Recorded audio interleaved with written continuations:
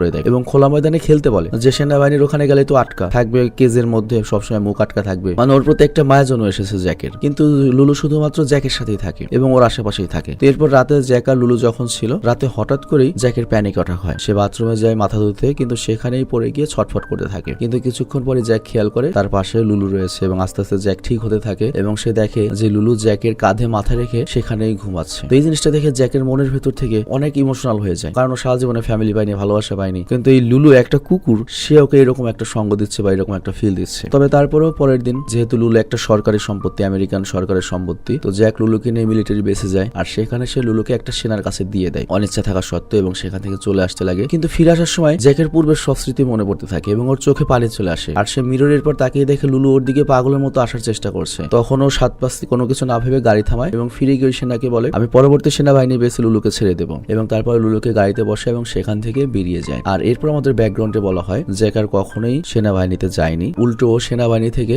লুলুকে adapt করে নিয়েছে আইনি ভাবে, কারণ লুলুকে সেনাবাহিনী থেকে রিটায়ার করে দেওয়া হয়েছে। তো যাই হোক, এরপর থেকে ওরা সবসময় একসাথে থাকে এবং জ্যাক হয়তো দামি কোনো চাকরি পায়নি, কিন্তু লুলুর আগমনে জ্যাকের জীবন অনেক পরিবর্তন এসেছে, ও এখন অনেক হ্যাপি। তো এর জন্য দিন শেষে জ্যাক করে কি লুলুর ফাইলে রিলের জন্য আরেকটা ধন্যবাদ পত্র লিখে দেয়, আর এর সাথে লুলুকেও ধন্যবাদ জানায় যে ওর জীবনে সে ওর জীবনটা এত সুন্দর করার জন্য। আর এখানে এই সিনেমাটি শেষ হয়ে যায়।